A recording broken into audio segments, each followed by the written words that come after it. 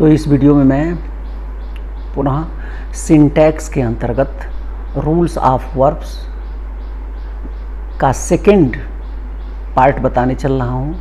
इसके पहले first part में रूल्स ऑफ वर्ब्स के 11-12 नियमों को बताया हूँ और अब आगे का नियम बताने चल रहा हूँ। आप कॉपी निकाल लें और लिखना शुरू करें। जब दो नाउन्स या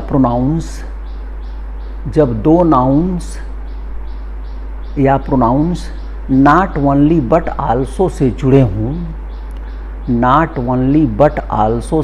हों,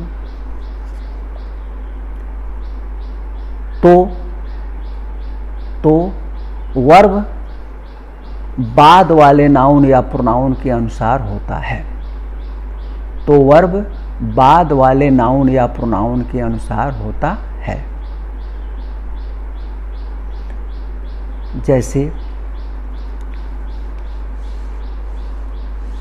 not only the commander but also the soldiers. तो बाद में कौन आया है? सोल्जर्स बहुवचन है, इसलिए क्या हो जाएगा? Where killed. Not only the commanders but also the soldiers where killed.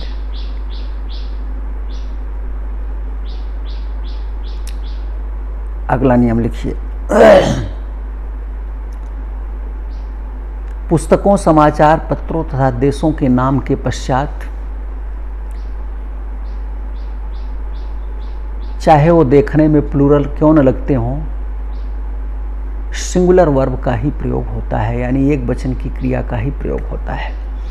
समाचार पत्रों के नाम, पुस्तकों के नाम बहुत से ऐसे हैं जिसमें यस लगा हुआ है अंत में, लेकिन एक ही पुस्तक है ना, एक ही समाचार पत्र है ना, तो इसलिए एक वचन है, उसके साथ क्रिया भी एक वचन की जाएगी। जैसे द हिंदुस्तान टाइम्स, उस समाचार पत्र का नाम है हिंदुस्तान टाइम्स। अब टाइम्स से वो बहुवचन नहीं है। Is a famous newspaper. The United states बहुवचन है, लेकिन यूनाइटेड स्टेट्स एक देश का नाम है, इसलिए हैज ए बिग एयरफोर्स।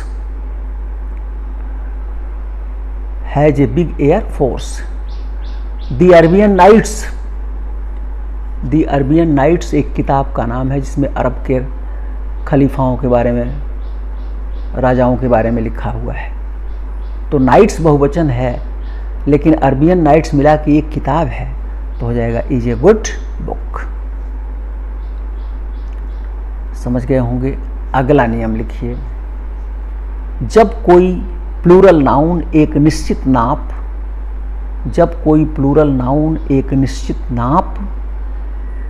नाप को क्या कहेंगे? मेजरमेंट। MEASUREMENT,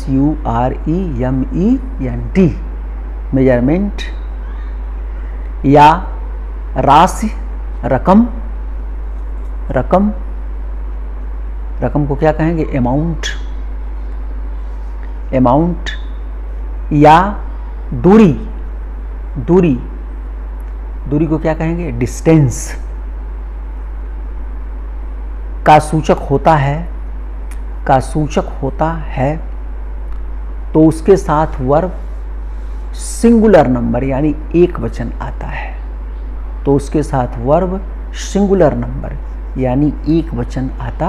है। जैसे 70 miles is a long distance. 70 miles एक साथ है। 70 माइल्स यानी 70 मील की जो दूरी है एक लंबी दूरी है, तो 70 मील मिला के एक दूरी डिस्टेंस हो गया, इसलिए एक वचन हुआ।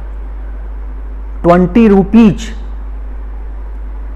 रुपीज मिल की एक राशि हो गई, तो हो गया 20 rupees is not a big amount. अगला नियम लिखिए। Wages, WAGES, wages, pains, PAINS, pains, और मीन्स, MEANS, मीन्स के साथ के साथ अर्थ के अनुसार वर्ब सिंगुलर या प्लूरल लगाते हैं। वर्ब सिंगुलर या प्लूरल यानी एक वचन या बहुवचन जैसा प्रयोग किया गया हो, अर्थ हो, उसके अनुसार लगाते हैं। जैसे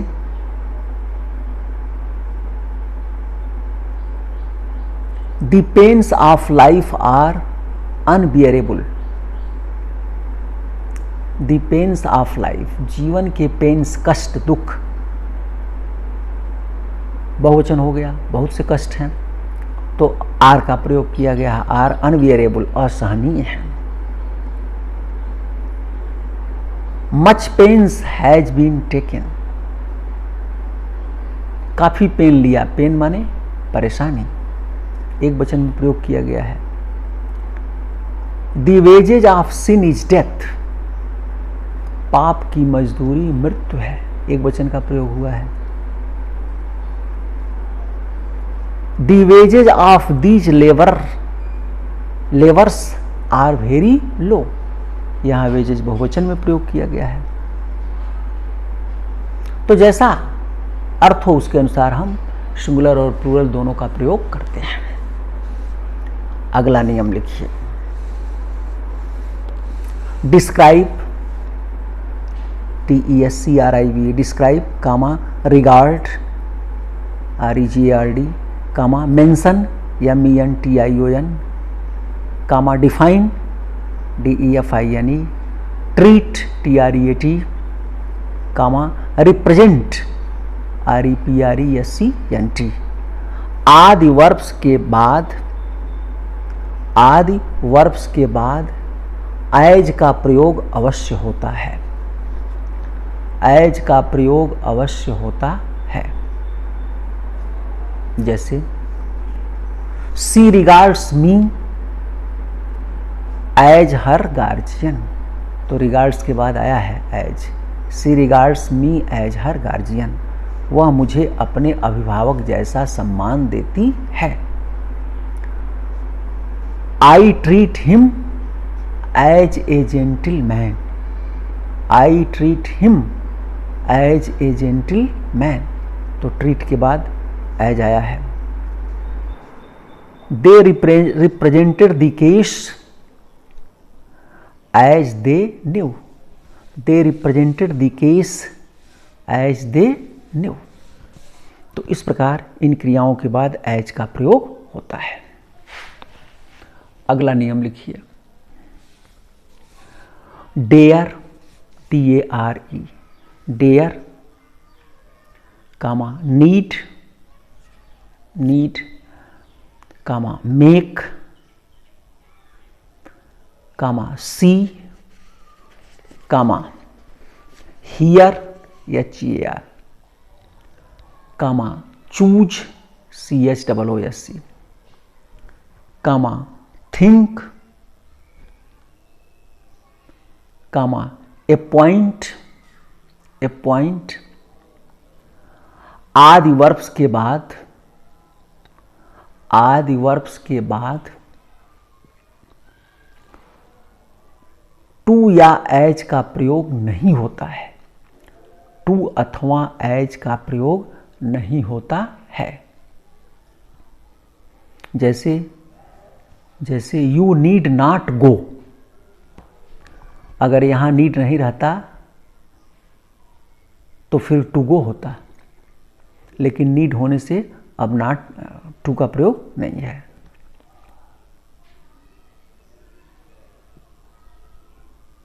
अगर यही दूसरी क्रिया रहती तो फिर जो है वो प्रयोग होता टू का। I dare not oppose him, dare लगा है इसलिए नहीं, तो अगर डेयर नहीं रहता तो आई डेयर नॉट, तब जो है टू अपोज हो जाता। I dare not oppose him. I made him laugh, I heard him cry.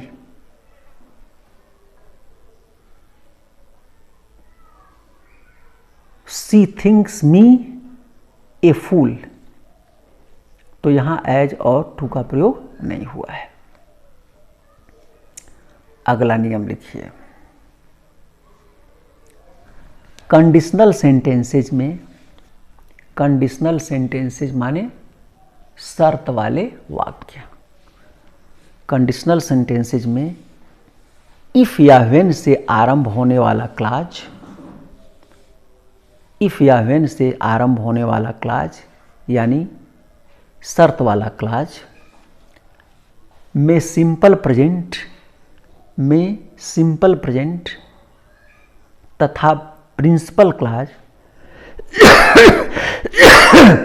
तथा प्रिंसिपल क्लाज में सिंपल फ्यूचर का प्रयोग करते हैं, सिंपल फ्यूचर का प्रयोग करते हैं। यानी शर्त वाला वाक्य जब आता है तो उसमें जो शर्त वाला वाक्य होता है उसमें फ्यूचर टेंस होता है, प्रेजेंट टेंस होता है, और जो दूसरा वाक्य क्लाज होता है उसमें फ्यूचर टेंस होता है। ये नियम है। जैसे if he comes to me comma I shall help you, if he comes to me I shall help you. Hindi में अर्थ दोनों का फ्यूचर टेंस में होगा। If he comes to me I shall help you, इसका अर्थ क्या होगा? यदि वह मेरे पास आएगा तो मैं उसकी मदद करूंगा। लेकिन अंग्रेजी में लिखा जाएगा यदि वह मेरे पास आता है तो मैं उसकी मदद करूंगा, यानी प्रेजेंट टेंस में यदि वह मेरे पास आता है, if he comes to me comma I shall help him, ऐसे होता है। If you permit me I shall go there, यदि आप मुझे आदेश देंगे तो मैं वहां जाऊंगा। और लिखा क्या रहा है? यदि आप मुझे आदेश देते हैं तो मैं वहां जाऊंगा। If you permit me I shall go there. अगला नियम लिखिए। यदि इफ क्लाज से होने वाला कार्य, यदि इफ वाले क्लाज से होने वाला कार्य असंभव, अवास्तविक या काल्पनिक होता है, या काल्पनिक होता है, तो साधारणतया इफ क्लाज के वर्ब में, तो साधारणतया इफ क्लाज के वर्ब में वेयर का प्रयोग करते हैं, वेयर का प्रयोग करते हैं।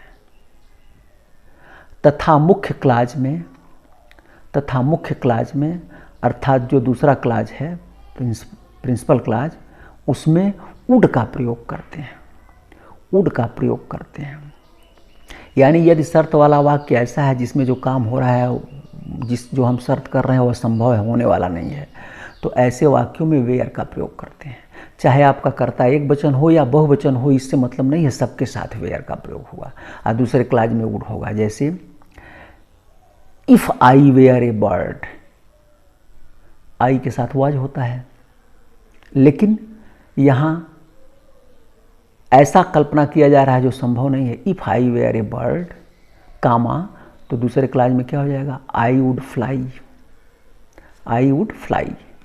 यदि मैं चिड़िया होता, if I were a bird, यदि मैं एक चिड़िया होता तो आई वुड फ्लाई, मैं उड़ जाता। आई वुड फ्लाई इन स्काई, मैं आकाश में उड़ जाता। तो न चिड़िया होऊंगा न उड़ूंगा।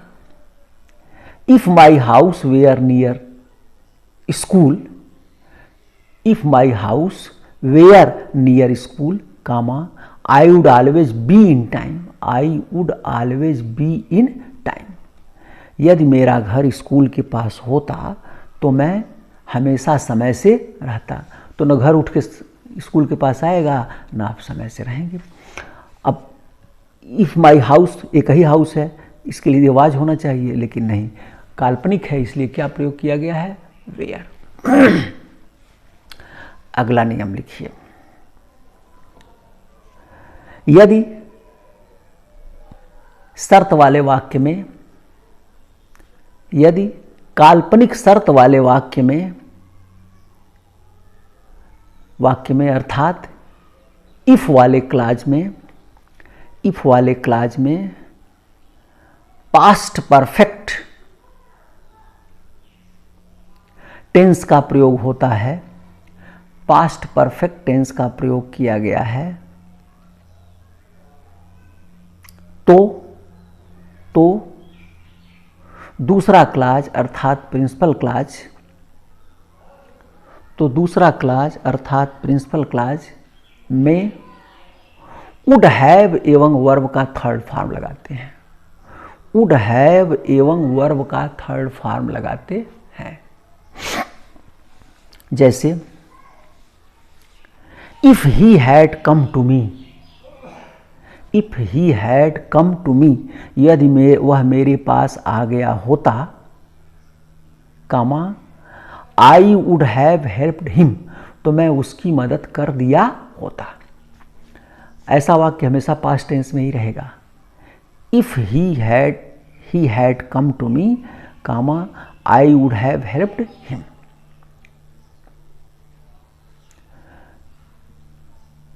If he had permitted me,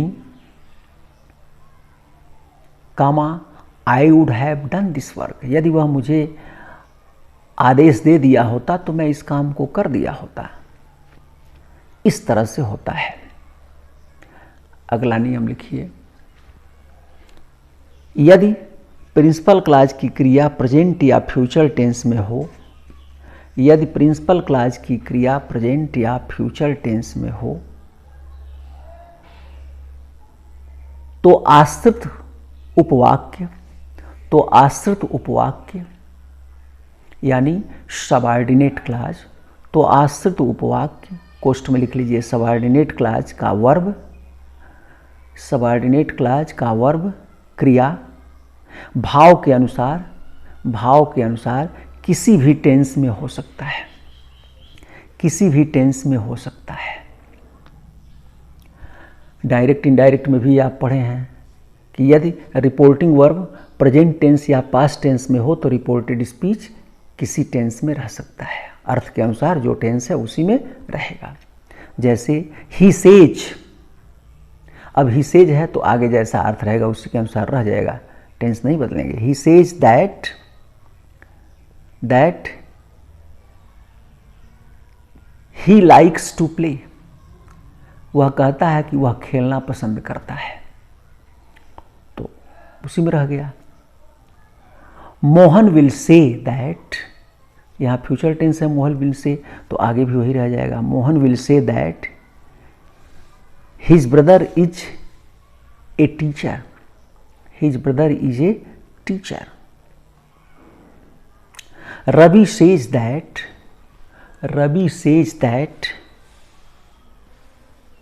he was writing a letter, he was writing a letter। तो इस प्रकार आप इसे समझ गए होंगे। अब अगला नियम लिखिए, यदि प्रिंसिपल क्लाज का वर्ब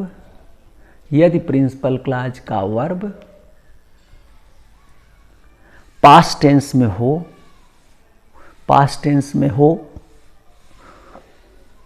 तो सबऑर्डिनेट क्लाज का वर्ब भी पास्ट टेंस में ही होगा,